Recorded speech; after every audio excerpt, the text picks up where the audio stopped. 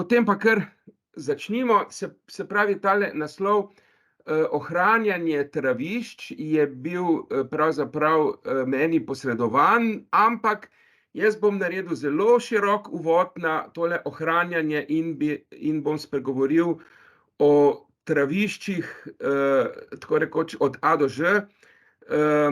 Na kratko, nekje se bom pomudil malo bolj, nekje malo manj. Tukaj imam, naštet pregled, o čem bom danes govoril. Najprej bom seveda omejil, kaj so to sploh, naravna travišča in polnaravna travišča, se pravi, v čem je tukaj razlika.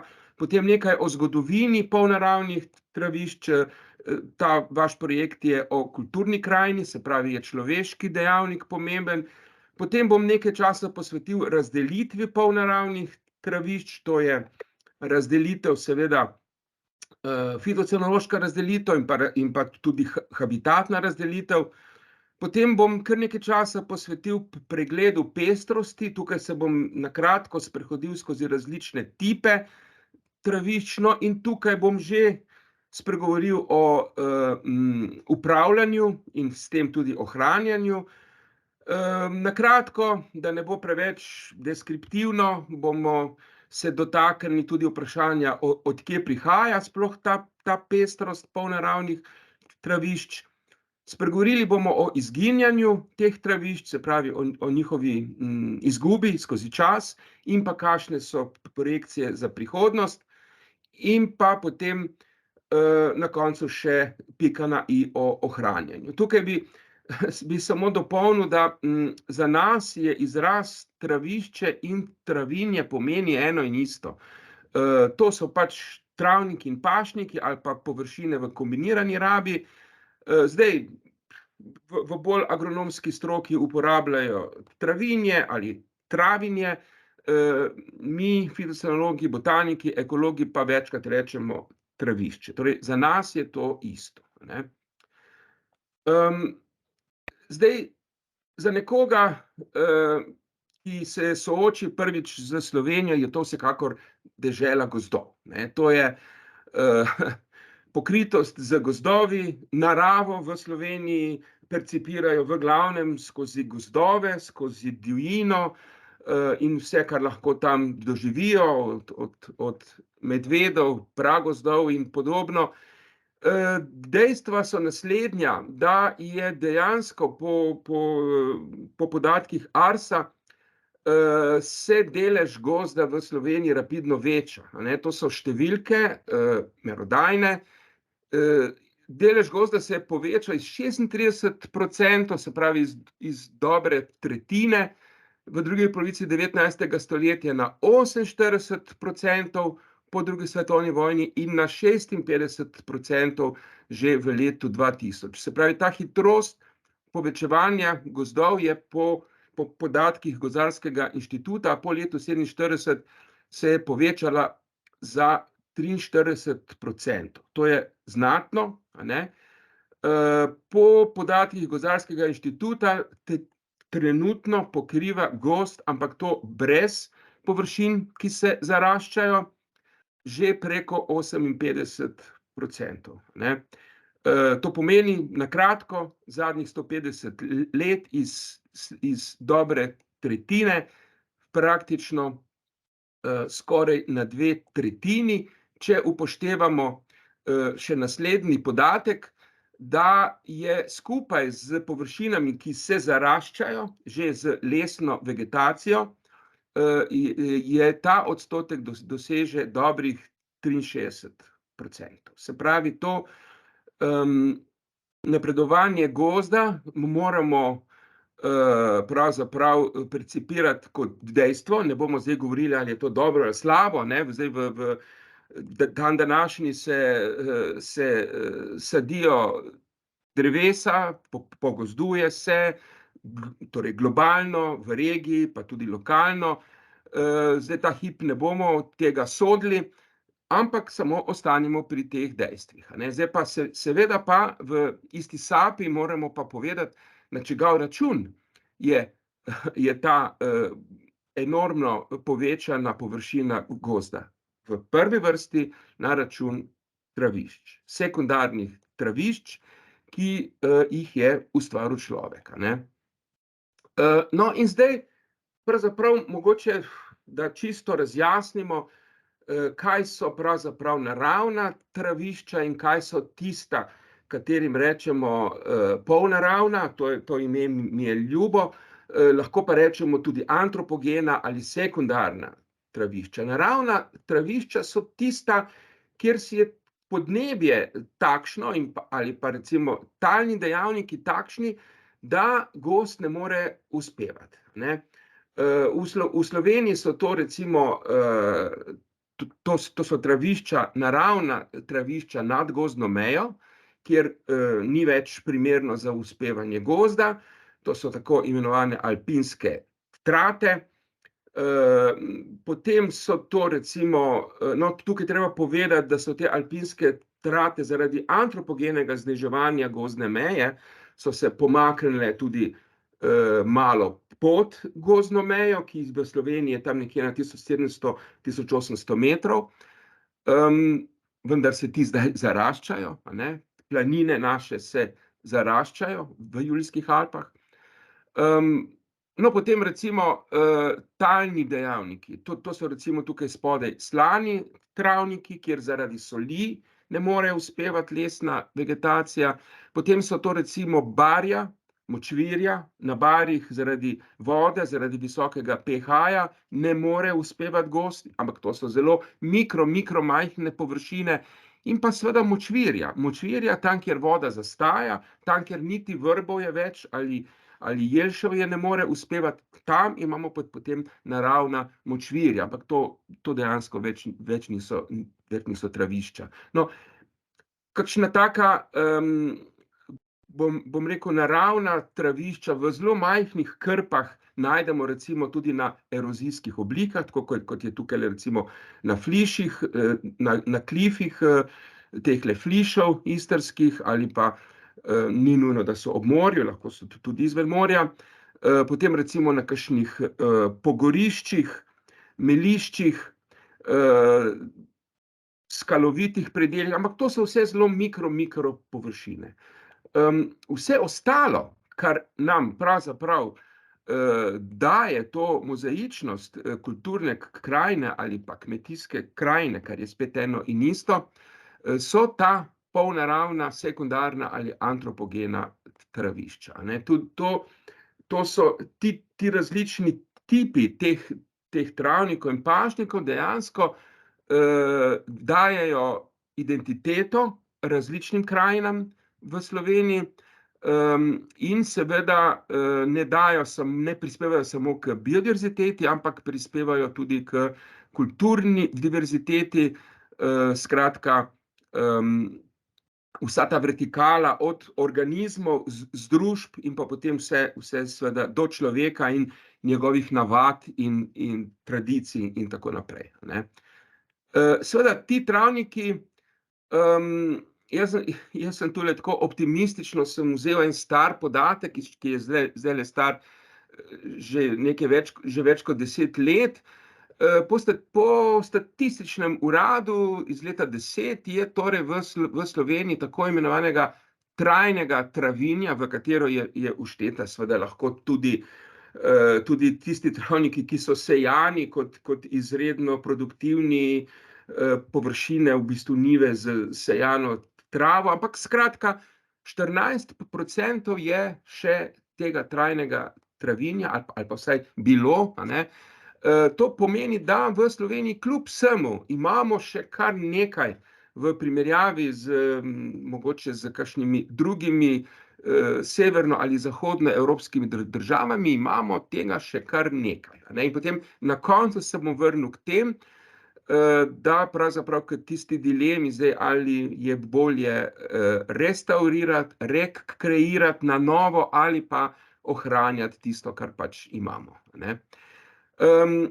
Zdajle se bom moral za trenutek nekako poglobiti vsaj majčkeno v zgodovino, in sicer, če smo rekli, da so ta ta travišča sekundarna, antropogena, moramo pogledati malo od kdaj, a ne. Se pravi, dejansko, od kdaj, to je pravzaprav zelo povezano z, prehodom na poljedelstvo, a ne, ki se je začelo tam nekje, pravzaprav po koncu zadnje ledene dobe in je povezano tudi malo s klimatskimi spremembami, se pravi nekje 10 do 11 tisoč let nazaj, naj bi se v Sredozemlju in na Bližnjem vzhodu začela paša. Takrat so tudi prve kulturne krajine v neolitskih družbah, ustvarile, že prve mozaike, katerih del so bili seveda tudi travniki in pašniki. V Sloveniji po podatkih,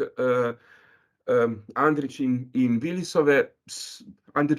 in Willisove, je to bilo približno 7000 let nazaj, vendar, to je bilo vse skupaj zelo, zelo lokalno, kjer ni imelo pravzaprav večjega vpliva še na krajino, ampak bile so že, prvi prehodi na pašništvo, se pravi najprej pašništvo, potem pa travniki, a ne.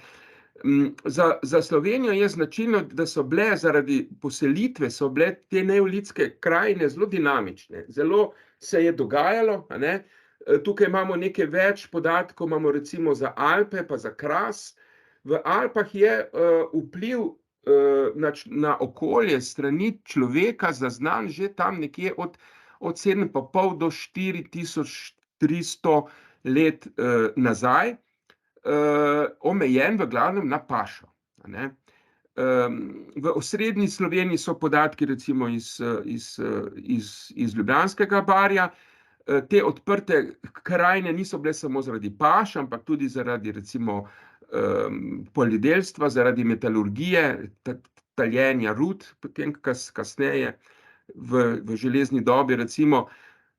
Primorski Kras, tukaj še največ podatkov, to je bilo ozemlje zelo prehodno, že 6000 let nazaj precej gosto poseljeno, a ne, to so bili tisti kaštelirji in v okolici teh naselij je bila vedno tudi paša, so bili vedno tudi, tudi recimo pašniki pa travniki, in tudi osteološki dokazi, se pravi tudi kosti domačih živali, to nam dokazujejo, a ne. Se pravi, tako daleč nazaj moramo gledati na genezo teh travnikov, ki jih pravzaprav še danes vidimo, a ne. Odprla se pa je krajina v času antike, a ne, z romanizacijo, z rimskim imperijem in, torej rimsko kolonizacijo, in takrat so pravzaprav nastale šele te večje gozdne čistine.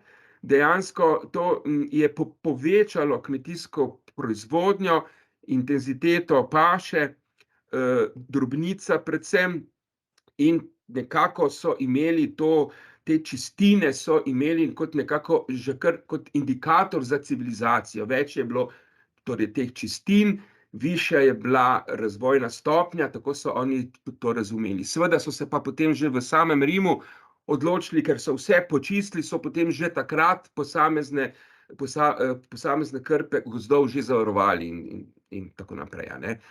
No, skratka, tukaj imamo ene čudovite podatke od Metke Culiberg, pelodni diagrami o odprtju te krajine na Primorskem Krasu, recimo, vidimo tukajle, tukaj imamo pelodne diagrame, ne bom zdaj podrobno razlagal, za tisti, ki pozna, tisti, ki ne, pa samo na kratko. Količina peloda je sorazmerna s količino rastlin, ki so takrat tvorile tisto vegetacijo. In če imamo recimo, tukajle so leta, ne, če imamo recimo tam nekje, mogoče 3000, dobrih 3000 let nazaj, se začenjajo trave, kobulnice in pa ta NAP, to so zelišča, ki pripadajo, rastlinam, ki niso lesne, se pravi, tukajle vidimo, da se je dejansko, imamo dokaze,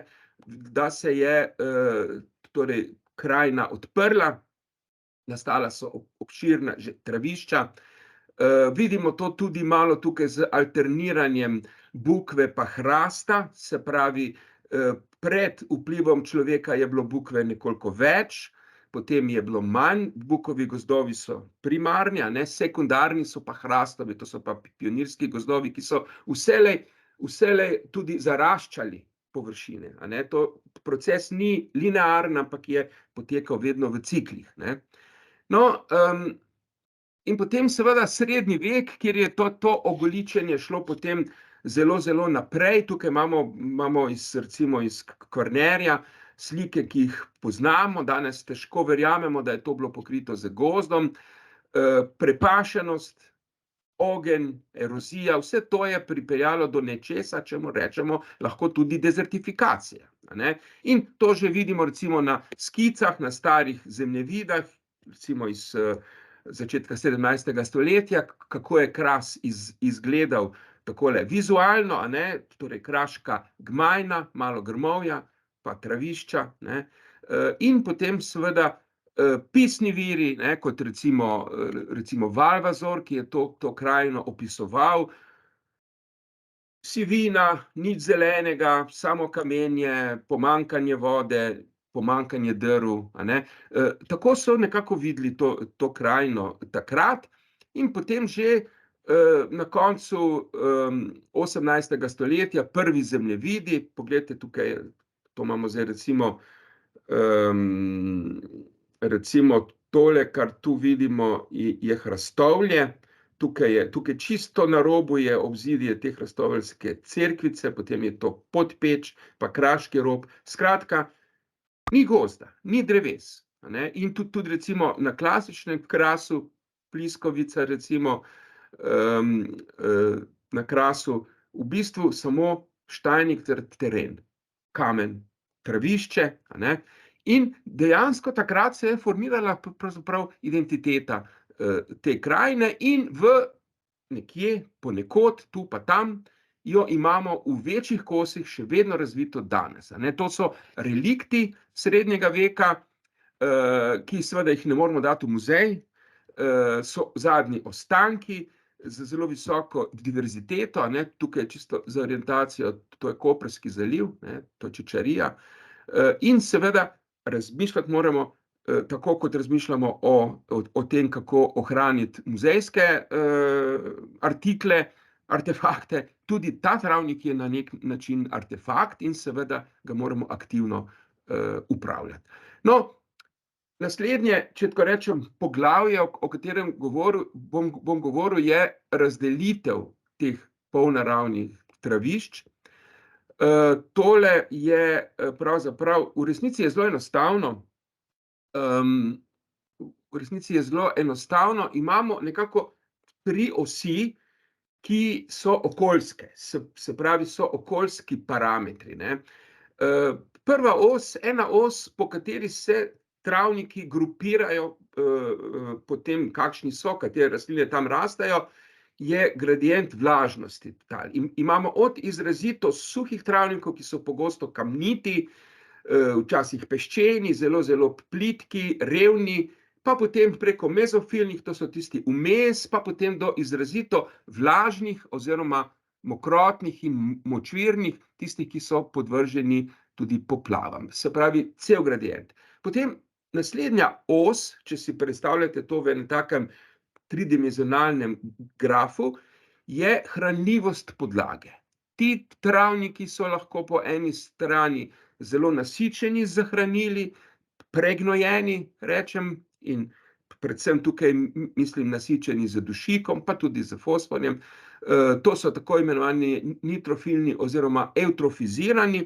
Potem so lahko tisti, ki imajo neko srednjo količino hranil, se pravi, to so mezotrofni, nekje vmes, ali pa je teh hranil srednje malo ali pa zelo malo, to so oligotrofni. In potem pa tretja os je pa os kemijske reakcije, se pravi pH. Ta os seveda je večkrat pogojena z vlažnostjo, kajti tisti travniki, ki so bolj vlažni, tam so ponavadi bolj kisli, zakisani, suhi pa so bolj bazični, ampak ne vedno. In v tem smislu ločimo acidofilne, tiste kisle, nevtrofilne in bazifilne. No, četrta os, ki pa ni povezana z okoljskimi dejavniki, je pa čisto biogeografska. ne. Se pravi, je pa pač, nekatere rastline rastejo na enih območjih, nekatere pa na drugih območjih, neodvisno od okoljskih dejavnikov, ne. Zdaj, tukaj imam vse to, kar sem zdaj povedal, še malo bolj znanstveno napisano, pa bom jaz to zdaj spustil. Edino tale, na roko narisan diagram, tukaj sem pač poskušal, te, kot rečemo, sintaksone, te skupine travnikov nekako na teh oseh razvrstiti, a ne, ampak ker papir je dvodimenzionalen, tako da potem težko še to tretjo os prikažemo, a ne. Mogoče samo malo vizualno, da si to malo predstavljate, kako izgledajo ti travniki po teh oseh. Zdaj, če govorim o pH-ju, na eni strani so recimo kisli, tako kot so te suhi pa kisli travniki, recimo na Pohorju, potem so recimo, zakisani so recimo travniki z Modrostoško, no, bazični so pa, na skalovju, se pravi na apnenčastem skalovju, na Krasu ali pa tudi na rjavih pokarbonatnih kamninah, recimo fliša, a ne. Potem, če gledamo recimo po nutrientih, tukaj nam padajo v oči recimo tale travnik je nekje vmes, je recimo takšen mezotrofen, a ne. Potem je ta izrazito evtrofen, večina ostalih zeli ali zelišč odpade, ker nimajo rade dušika in tudi ne preveč fosforja. Favorizirane so seveda trave, ki so visoko produktivne, takšen travnik je gnojen, no, takšen travnik s to izrazito gostoto navadnih kukavic, ko jih je lahko tudi po 20 na kvadratni meter, je pa na zelo tankih peščenih tleh in je seveda po nutrientih izredno skromen, a ne. Potem pa, jasno, vlažnost, a ne, tukaj pri vlažnosti seveda, imamo, travnike, ki so lahko vlažni zaradi zastajanja deževne vode ali pa zaradi poplavljanja, a ne, to so travniki v nižinah ali pa celo v kakšnih depresijah. In pa po drugi strani suhi, a ne. Zdaj, tukaj je ena skica, na katero bom pri tem pregledu, različnih tipov travnikov, se bom na njo večkrat vračal, a ne. V Sloveniji imamo 3 osnovne skupine, zdaj v fitocenologiji rečemo temu razrede polnaravnih travišč, a ne. Ta diapozitiv sem si izposodil od Sonje Škornik, in sem ga potem samo še malo dodelal. V bistvu, takole, ne, se pravi, v enem kotu, tukaj zgoraj levo, imamo razred suhih in polsuhih travišč na bazični podlagi. To je tisto, čemur rečemo na hitro suhi travniki. Tukaj sodijo, tisti primorski, torej kraški, pa tisti na Flišu, na Flišu Slovenske Istre ali pa recimo tudi v Vipavski dolini pa v Prekinih, in pa tisti, ki so tukaj pod narekovajem napisani kot celinski. To je vse tisto, kar ni primorska, ni to kontinentalni, tisti vzhodni, stepski. Ne, tukaj so mišljeni pač tisti, ki niso primorski, torej ki so srednjeevropski.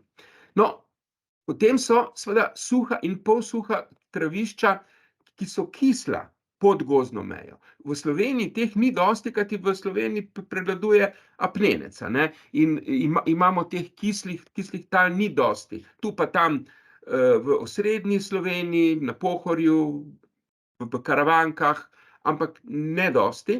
Seveda se lahko zakisajo tudi, na apnencu, če je stik z matično podlago prekinjen, recimo, a ne. No, in potem je še en razred, to je en velik razred polvlažnih do polsuhih na srednje do močno hranljivih tleh. To pa je razred Molinio arenatheretea, ki je pravzaprav zelo raznolik in mi se bomo tudi tukaj sprehodili skozi različne tipe, a ne. Vse tole, kar sem zdajle povedal, je, v bistvu razdelitev, ki je, okoljska, po tehle okoljskih parametrih. No, recimo razdelitev suhih travnikov iz razreda Festuco brometa je pa čisto biogeografska, ne. In tukaj imamo srednje evropska zmerno suha travišča in pa submediteransko-ilirska, eni rečejo tudi dinarska suha in polsuha travišča. Tukaj nekje je meja, a ne, do sem sega vpliv Sredozemlja in pa Dinaridov, a ne. Tukaj pa v bistvu ta vpliv popusti oziroma ga ni in te travniki so tipično srednje evropske. Rekel bi tudi alpski, ampak ne, zato ker alpska travišča so potem tista naravna, ne. Seveda je včasih tudi vpliv, se stopijo nekatere vrste tudi dol. Vsekakor je narobe reči, da imamo v Sloveniji kakšne panonske vplive, v flori praktično skoraj nič, a ne. Tako da lahko rečemo, da so to kontinentalna ali pa celinska, ker so pač izven Primorske, dejansko so pa srednjeevropska, ne, saj to pa tudi tukaj stoji v imenu.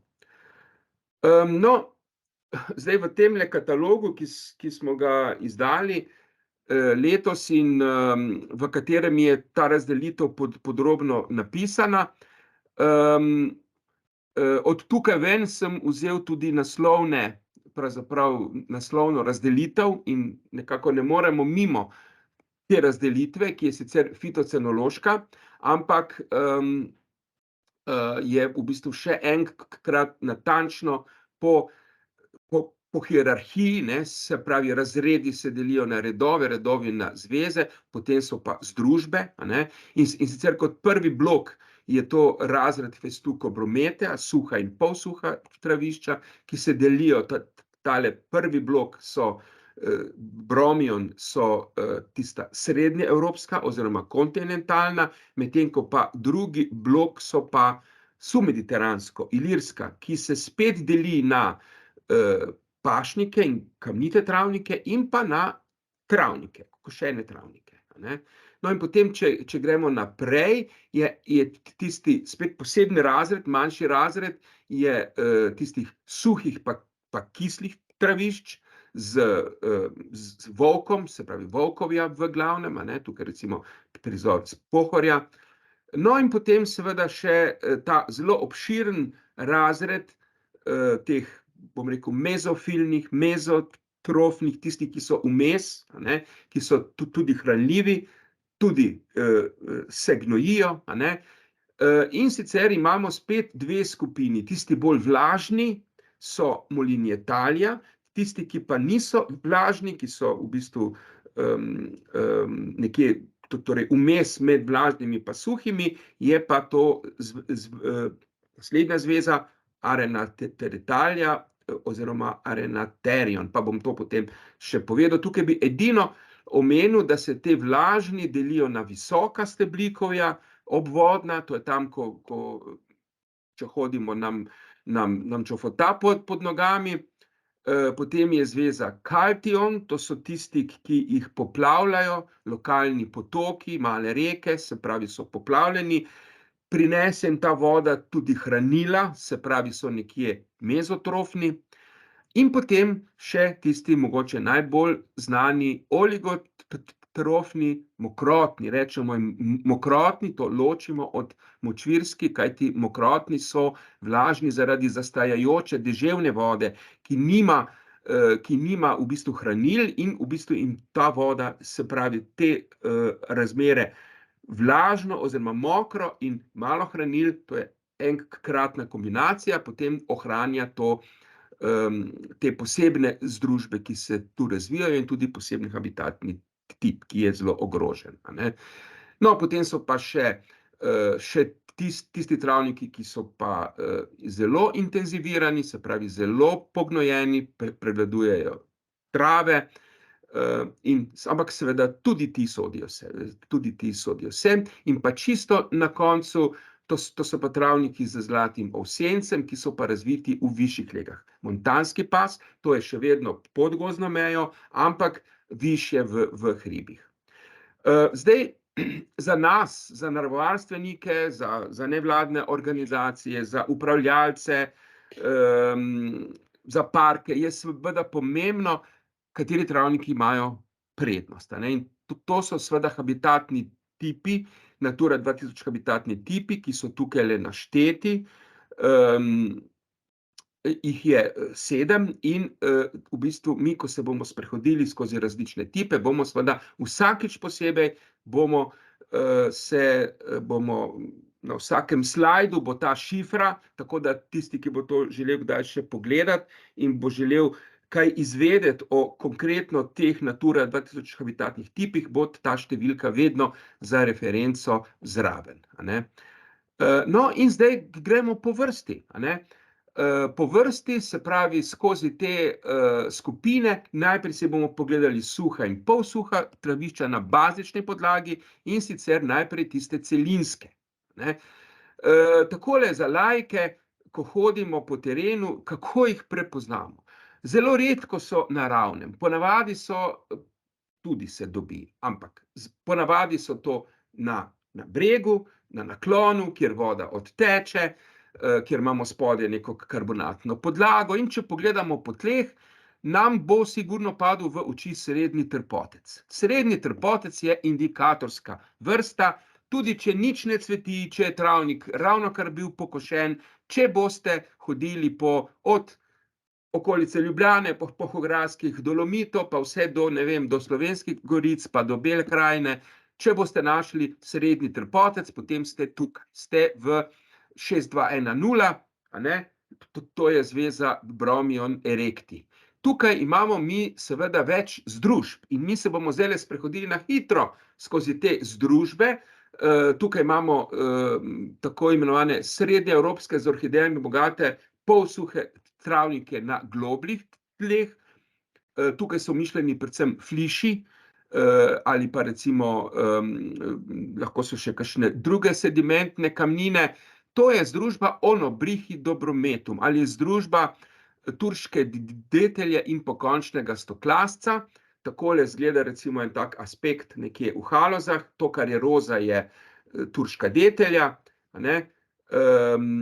Tukajle vam namenoma vzel sem te slajde iz kataloga, tako da imate notri popolne opise in naštete vrste. Zdaj mi danes nimamo časa, da bi naštevali in da bi vam posamezne vrste lahko kazal, ker čas teče, ampak seveda tiste najpomembnejše pa vendarle pokončni stoklasec, migalica, tudi navadna glota. Včasih, če košnja izostane kakšno leto, se potem glota v bistvu se razširi nad stoklascem, a ne.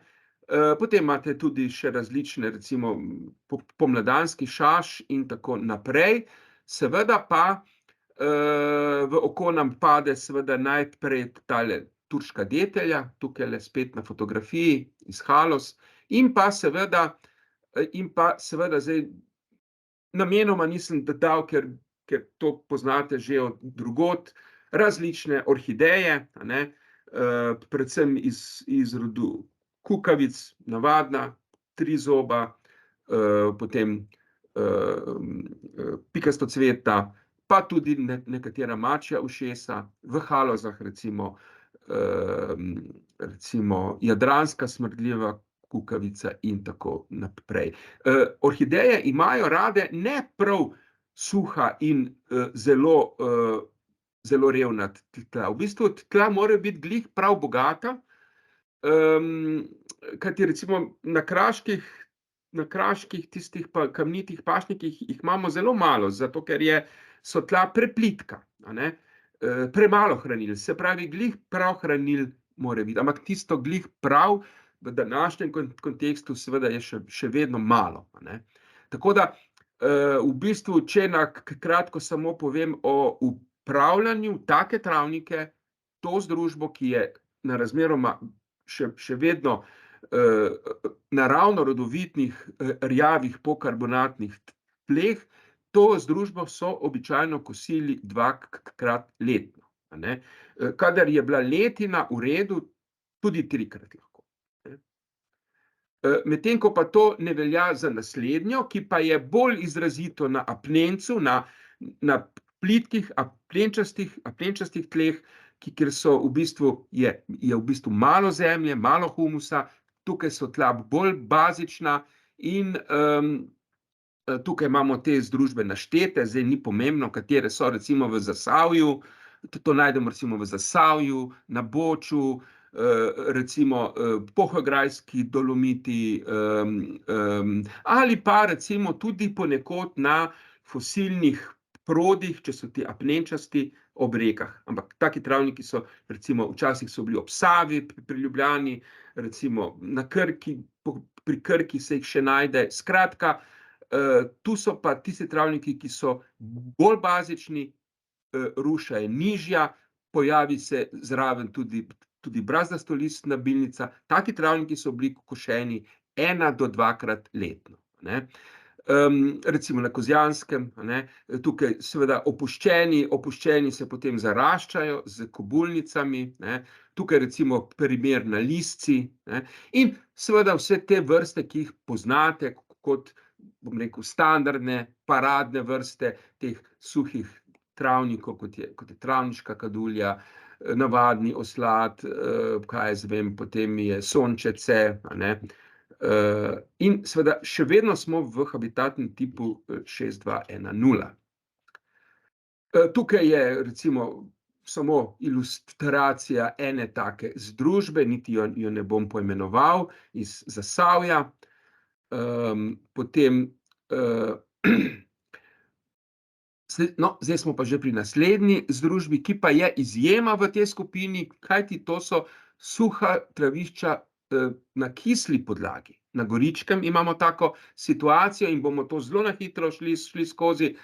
Tukaj ni pokončnega stoklasca, ampak je namesto pokončnega stoklasca brazdastolistna bilnica. In potem notri, to so tla, ki so izredno revna, na puklih, na pobočjih. Če gremo že par centimetrov noter, že pridemo do tehle, do kislih silikatnih peskov. Nekatere vrste so tudi toploljubne. Tukaj imamo recimo nageljčke notri, in še neke vrste, ki jih pač v Prekmurju najdemo, recimo kot je tale prženka, Potem imamo nekaj vrst, ne samo navadno grebenušo, imamo še druge. Ti travniki so dejansko eni izmed najbolj ogroženih, zato ker dejansko je tako majhen izplen biomase in tako, da so bili večinoma po osamosvojitvi, kot pač to spremljamo, so bili v veliki meri opuščeni, tako da so ostali res samo še fragmenti. No, takole izgleda recimo en takšen travnik. To, kar se sveti tako malo srebrno, to se sveti v bistvu brazdastolistna bilnica, Saj na Goričkem je tam en hrib, kako se reče, Srebrni breg, in to je verjetno po tem, Tako izgleda ta Hypoheridofastocetum rupicule. No, in zdaj, če gremo pa takoj na Primorske, tukaj se bomo malo dalj časa zadržali mogoče. Zdaj, tukaj imamo eno zvezo, to je habitatni tip 62A0, ki ga je Slovenija dodala ob vstopu v EU, in to so ta submediteranska in mediteransko-montanska suha in polsuha travišča. Takole recimo nekaj takega to izgleda. Moramo pa takoj povedati, da se oni ločijo v 2 skupini, Eni so tisti res na pobočjih, na bregovih, na prepihanih vrhovih, takole kamenje štrli ven, zelo plitka revna tla. Eni so pa na zaravneh, na kraških poljih, v kraških dolinah, tam, kjer je ravno, kjer so odnašali tudi kamenje na robove, tako da so lahko tu kosili. Se pravi, to so košeni travniki, ki se kosijo glede na nadmorsko višino. V glavnem spodaj so se lahko kosili 2-krat, se pravi pred poletno sušo in potem še enkrat jeseni, na višjih legah pa samo enkrat. To so travniki, ki se nikoli niso gnojili, ker ni bilo za to materialne osnove, ker je gnoj bil preveč dragocen, No, in dejansko ti dve obliki se med seboj razlikujeta, in čeprav pripadata istemu redu, a ne, in zdaj si bomo pogledali najprej travnike. Takole izgledajo spomladi, poglejte na ravnem. Kamenje je bilo odnešeno tukaj ob stran, ne, to so te kamniti zidovi, a ne. In potem seveda rastlina, ki je tukaj, bom rekel, glavna, a ne, je tale, to je dlakavi gadnjak, Scorzonera villosa, ki je dala tudi ime zvezi in tudi združbi, a ne. To je združba D'Antonio Scorzonoretum villose ali združba oklasnice in pa dlakavega gadnjaka. Glejte, tukaj vam želim pokazati, kaj se zgodi, če samo eno leto ne pokosimo. Vidite. Tukaj je bilo košeno in je pestrost dosti večja, imamo tudi enoletnice, kot je recimo škrbotec, a ne. Tukaj pa že takoj naslednje leto enoletnice že zginjajo, se pravi, košnja mora biti, ne, košnja mora biti, ne. No, in potem takole to izgleda recimo tam nekje v juniju, ko je bil takšen travnik pokošen na kraški planoti. In spet, glejte, ne, spet tukaj razlika, zdaj tukaj ne vem, koliko časa Tan je bil, pa koliko časa Tan je bil, ampak vsekakor ob različnem času so jih nehali kositi, oziroma jih samo še občasno pokosijo, tako da seveda te travniki so dejansko zelo ogroženi. V bistvu so bolj ogroženi kot pa tisti kamniti pašniki oziroma tisti na bregovih skaloviti in tako naprej, ne. Okej, samo en tak pogled, ne, na recimo na različne recimo črnilce, sorodniki škrbotcev, pa recimo še dve orhideji za popestritev, ne. Tukaj imamo v teh travnikih tudi eno zelo redko rastlino, ki sodi med Natura 2000 vrste, in sicer je to raznolistna mačina, ki je močno odvisna od košnje, a ne. Če košnje ni, potem počasi začenja izginjati. In zdaj, da se ne poglabljam v stanje Natura 2000 vrst med rastlinami, vsekakor ta rastlina je vredna velike pozornosti, ker je zelo ogrožena. No, potem so pa ti pašniki, a ne, združba skalnega glavinca oziroma nizkega šaša in skalnega glavinca. To je tisto, kar si predstavljate najbolj pod kras, če gremo na Vremščico, na Nanos, če gremo na Čaven, če gremo na kraške manjše vrhove, v Čičarijo, kjer vidimo, kranjsko lilijo, pa košutnik, kjer še najdemo tudi pašo ovac, a ne, ki je seveda esencialna za ohranjanje, in potem, kjer vidimo vso to pestrost, ko nas včasih oči bolijo, ne, ko vsak teden so druge barve, ne. Ti travniki, ti pašniki, to so pravzaprav sekundarna stepa. To je stepa, ki ima tudi te lastnosti stepe, da se čez poletje lahko popolnoma posuši, a ne, porumeni, in potem seveda jeseni spet malo pride k sebi, pozimi jo prekrije sneg in spomladi potem seveda v par mesecih potem se odvrti to cvetenje različnih vrst, a ne. Tukaj zdaj seveda spet en tak pogled na večje sklenjene površine teh plitkih tal, kamnitih, a ne, na Krasu, a ne. Potem naslednji razred je razred suhih in polsuhih travišč na kislih tleh. Ti so zaznamovani s travo volkovjem, se pravi volk. To je majhna, nizka travica, to je tisto, če hodite po pohorskih planjah ali pa recimo po Karavankah ali pa tudi še kje drugje na manjših površinah, najdemo mala, nizka, trda, robustna travica, vmes pa acidofilne vrste, se pravi te kisloljubne vrste, recimo, ne vem, arnika, najbolj znana, jesenska vresa, Potem recimo imamo tukajle noter še brkato zvončnico, potem recimo v Karavankah Scorzonera rosea, prevezanka, potem recimo ovčin, a ne, vse to. Potem oranžna škržolica, zelo markantna rastlina. Pa tudi tukaj pri travah se pridružijo zraven recimo bekice, so take acidofilne, torej kisloljubne. In to je zdaj spet nov Natura 2000 habitatni tip 6230, a ne.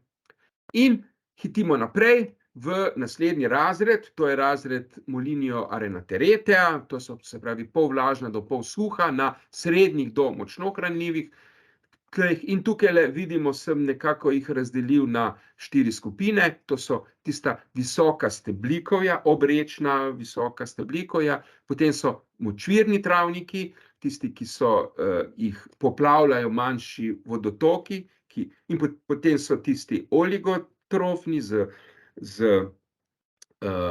modrostožko, ki so morda najbolj ogroženi, in pa tisti zmerno gnojeni, ki jih je v Sloveniji še pravzaprav še ostalo dosti, a ne. In če si to zdaj pogledamo, če gremo postopoma malo skozi, a ne, se pravi, nižinska visoka steblikovja, včasih smo rekli Filipendulion, oziroma zdaj rečemo Filipendulo petacition, to je spet naslednji Natura habitatni tip 6430, to so v bistvu majhne površine, to je tam, kjer se potok razliva, tam, kjer so kakšne depresije, in absolutno takoj jih prepoznamo po brestovolistnem osladu, to je ta visoka rastlina, vmes najdemo recimo zelo pogosto navadno pijavčnico, pa krvenko, ali pa recimo baldrijan, to so vse te visoke steblike, to so površine, ki jih ne pokosijo vsako leto. One so že pravzaprav skoraj malo na meji k naravni vegetaciji, a ne, se pravi, k tistim trstičevjem in rogozjem silijo, ampak v tradicionalni kulturni krajini so jih kosili. Enkrat na leto za steljo, a ne, lahko tudi kakšno leto spustimo, recimo lansko leto je bilo leto, kjer je bilo pomanjkanje krme, ker je bilo suho, in so tudi te travnike pokosili. Recimo vem, leta 2003, ko je bila verjetno največja suša v tem stoletju, so pokosili tudi te travnike, ne. Takole izgleda en tak aspekt, malo večji, a ne. In potem smo pri tistih, ki jim rečemo, da so iz zveze Cation, to so vlažni mezotrofni, pazite, to so tisti, ki niso z malo hranili, ampak z srednje do še kar hranili v tleh, ampak vlažni. To je tisto, čemur lahko rečemo upravičeno tudi močvirni travniki. Spomladi jih prepoznamo po kalužnici, ki nam takole takoj zasveti, ne, pa tudi po močvirski spominčici, pa tudi potem imamo posamezne združbe recimo z gozdnim sitcem, ali pa recimo tukajle recimo, ta je že bolj na meji k šaševju, no, ampak recimo močvirska perunika, potem imamo osate, kot je recimo potočni osat, močvirski osat, mehki osat, tu na sliki, močvirska spominčica, sitec. Tudi to so travniki, ki so jih kosili samo v skrajni sili, a ne, enkrat na leto in predvsem kot za nastil, a ne. No, potem so pa ti slavni oligotrofni mokrotni travniki z modro stožko, ti so pa tukaj spet vidite z drugo barvo, habitatni tip 6410, pomembna rastlina modra stožka, to je gradnik, a ne. Nekatere oblike tega habitatnega tipa so pa z trstikasto stožko, ne, ki je mnogo večja, ima drugačno sestavo, no, ampak takole vse skupaj bi rekel, to so travniki, ki so razviti na ravnem, na tleh, ki so oglejena. To pomeni, da je spodaj ena plast, lahko je tanka, bolj ali manj nepropustne gline, in potem se deževna voda, ki ima zelo malo hranil in mineralov, tam zadržuje in od tod dobijo v bistvu vlago. Ne iz poplav, ne. In tukaj so potem tiste rastline, ki so dejansko oligotrofne, to so recimo močvirski svišč, sibirska perunika, travniška izjevka, v Prekmurju recimo pehtrana orman, vsepovsod pa srčna moč, barvilna mačina, a ne. To so te rastline. Takole izgledajo recimo taki travniki v Motvarjevcih v Prekmurju. Recimo na Pivških poljih pa še kje, na Postojnskem tudi dobimo recimo meček, ilirski meček iz skupine močvirskega, potem so prstaste kukavice, kukavičja lučica in pa seveda zdravilna strašnica. To je značilna vrsta, ki je tudi pomembna vrsta, pomemben tudi gradnik za te travnike, a ne. No, in potem še zadnja skupina, to so pa tisti zmerno gnojeni, zveza Arenatherion. Po čem jih boste spoznali? Ko boste hodili po teh travnikih, boste videli, aha, tukaj pa ni več srednjega trpotca notri, ampak imamo ozkolistni trpotec. Ozkolistni je indikator za te v bistvu, kot rečemo, ta srednje, mezotrofne pa mezofilne oziroma mezo že do eutrofne. Visoka pahovka je gradnik, pa travniški lisičji rep, pasja trava, pa tudi rdeča bilnica, to pa imamo zdaj nekaj najpogostejših, a ne. Tudi tukaj imamo več združb, v bistvu to je gradacija habitatnega tipa 651 od, bom rekel, malo bolj suhega, ta se ponavadi pojavi na strminah, to so srednje evropski kseromezofilni s prevladujočo visoko pahovko, se pravi, da so malo že polsuhi, vmes lahko najdemo pokončni stoklasec, vendar najdemo tudi visoko pahovko. Zlatica tukaj je gomoljasta zlatica, za razliko od onih, ki so naravne, kjer imamo ripečo zlatico, ne. Potem recimo tukaj notri najdemo primožek, navadno migalico, navadni klinček, pa tudi kaduljo, travniško kaduljo. Se pravi, nekaj vrst je skupnih z suhimi travniki, a ne. Ampak, če imamo notri recimo visoko pahovko, ovsiko, pa še druge vrste iz tega razreda, potem smo v teh travnikih. Zdaj, nekateri tudi te travnike opredeljujejo kot suhe, ali pa vsaj polsuhe, ampak to je fitocenološko oziroma po habitatu je to drug habitatni tip. To niso tisti z orhidejami bogati in tako naprej, ne. Indikatorska rastlina je gomoljasta zlatica, primožek, ne, pa tudi seveda že omenjena travniška kadulja. Takole izgledajo recimo taki travniki na Goričkem, a ne, tudi z razprostrto zvončnico, tudi z ivanjščico, tudi črna detelja je noter, ampak vidimo, da so na naklonu in da so malo bolj suhi. Za razliko od recimo te združbe, naslednje, to sta dve, recimo Pastinaco arenatheretum in pa Arenatheretum, to so tiste, kjer je visoka pahovka ta glavna. To so produktivni travniki, primerni za košnjo ne dvakrat, ampak tudi trikrat letno, nekateri kosijo še več, seveda odvisno od tega, koliko jih pognojijo. Te travniki namreč so tradicionalno bili vedno gnojeni, ampak zmerno, če so zmerno gnojeni, so še vedno dokaj pisani, če tako rečem. Od zlatic tukaj notri najdete ripečo zlatico, torej ne gomoljasto, a ne. Potem je recimo njivsko grablišče tukaj notri, tamle po alpskih dolinah je potem travniška krvomočnica, v vzhodni Sloveniji je ni, razprostrta zvončica, navadni rman, to so tisti, če tako rečem, navadni travniki, ki pa, če ste pozorni, iz leta v leto jih je tudi vedno manj, oziroma so pregnojeni in potem zeli potem izginejo iz njih. To je zdaj nekaj takih prizorov, a ne, recimo na Gorenjskem še vedno prevladujoč tip travnika, na Dolenjskem tam, kjer je ravno dovolj pognojeno, a ne, in spet te značilne vrste, a ne, da se preveč ne zaustavljamo, tukaj imate vse vrste značilne, tukaj le tiste najpomembnejše na kupu.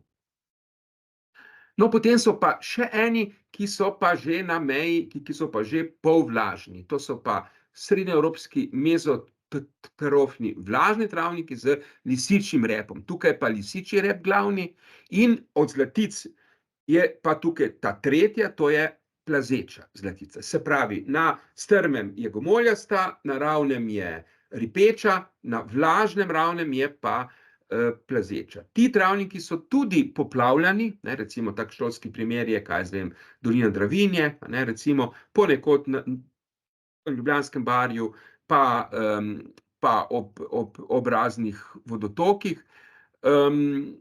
Lisičji rep je glavna trava, čeprav pojavlja se pa spet še visoka pahovka, dišeča bobolka in tako naprej.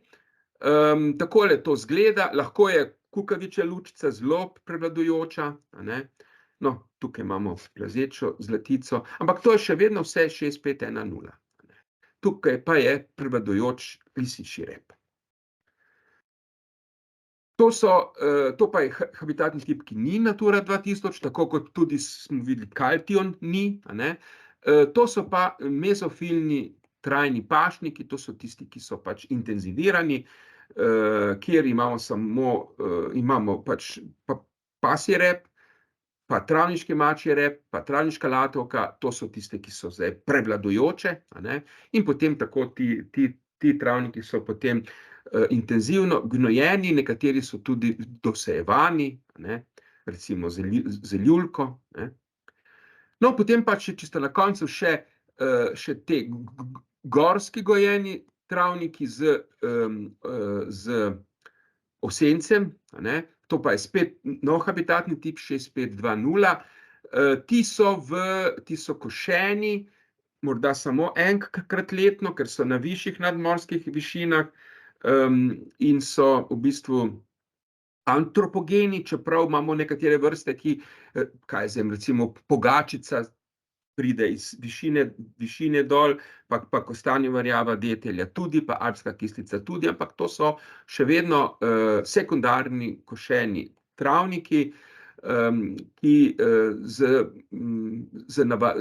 ovsencem, recimo. Zdaj, te so tudi lahko malo bolj intenzivni, malo manj intenzivni, se pravi malo bolj eutrofizirani, malo manj, to je potem odvisno od rabe. Tako so neke značilne vrste v njih, recimo visoki jeglič, narcisa. Zdaj pa, jaz bi že moral končati, ampak jaz bom si vseeno še vzel 10 minut, Valerija, lahko? Ja, seveda, prosim, izvoli. Zdaj, mogoče je to bilo za koga suhoparno, ampak moral sem iti skozi ta pregled, ker se mi zdi, da je bilo to pričakovano, no. Od kje so prišle te vrste? Kako so se tukaj znašle, če je to sekundarno,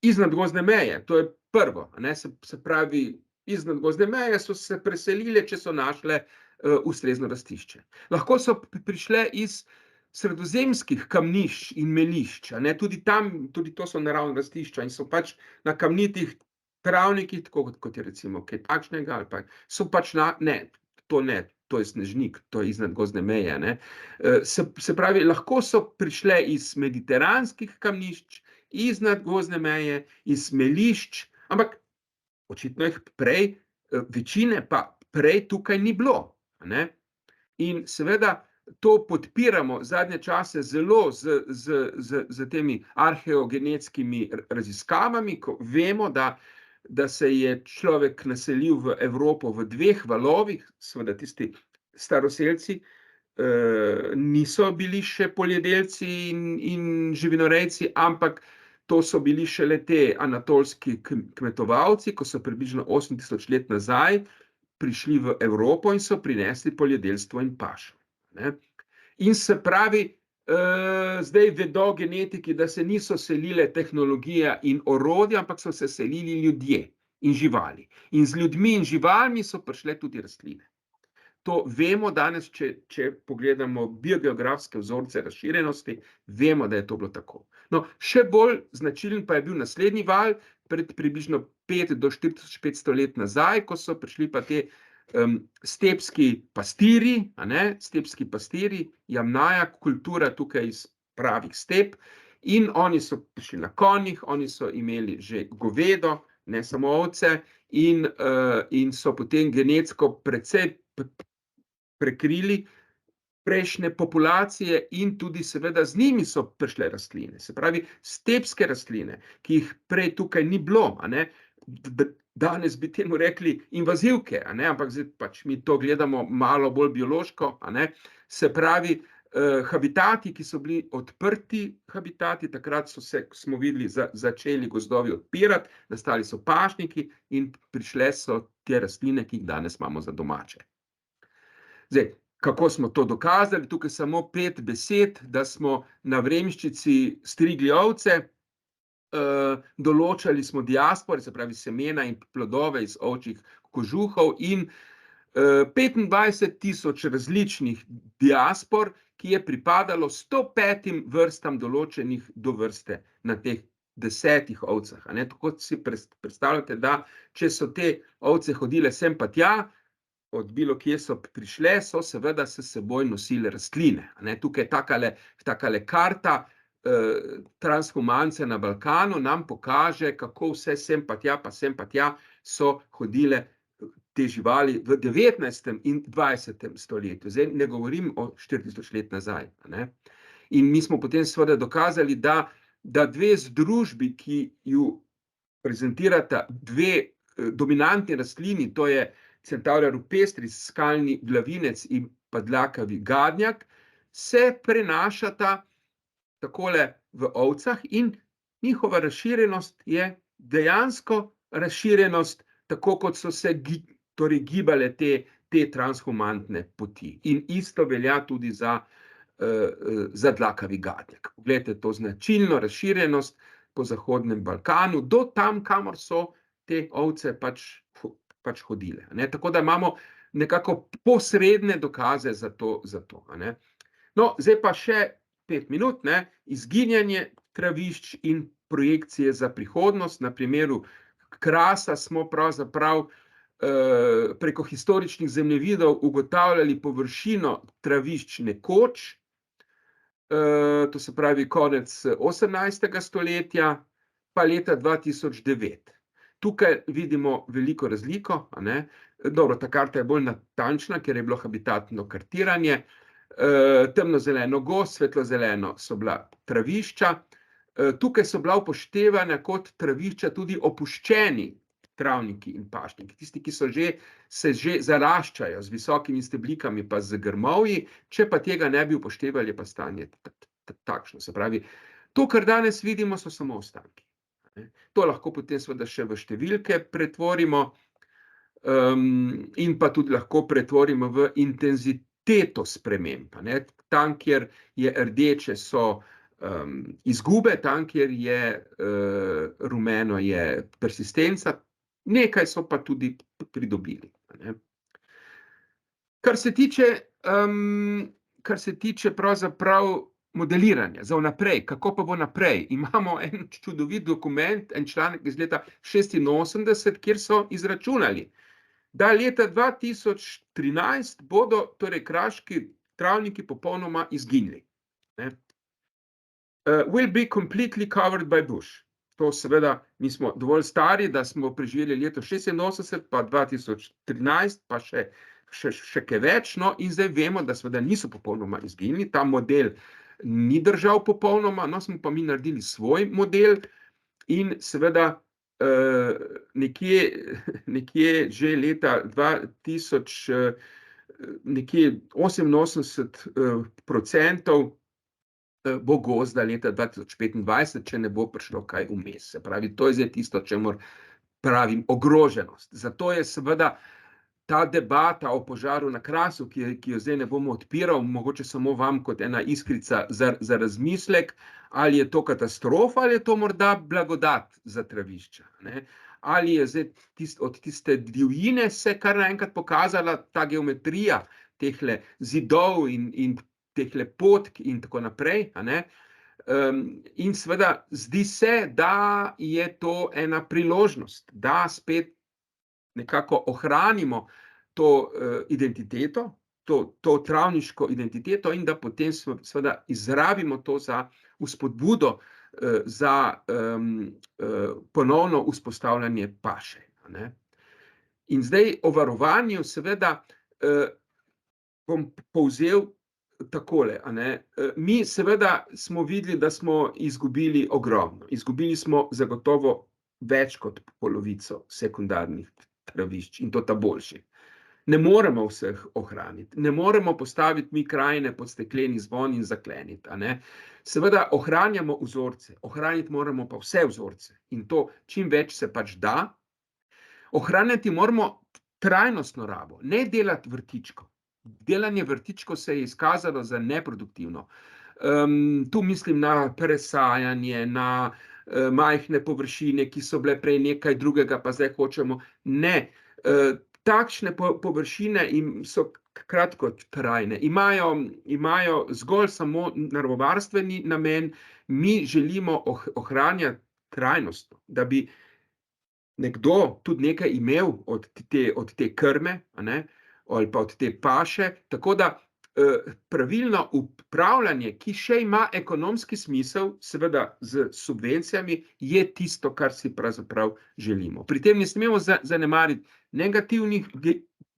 negativnih genetskih procesov, to pomeni, nočemo majhnih koščkov, hočemo večje, če ne bo prišlo do fragmentacije. To se ne bo toliko poznalo na rastlinah. Rastline so dolgožive trajnice. To se pozna na živalih, na metuljih, na drugih žuželkah. Tako da moramo ohranjati ne samo tiste majhne, ogrožene populacije, ampak tudi nasprotno, tiste, ki so velike. In seveda prednost moramo dati ohranjanju in vzdrževanju. Tudi če imamo zdaj EU Restoration Law, nekatere habitate absolutno moramo rekreirati ali restaurirati iz nule.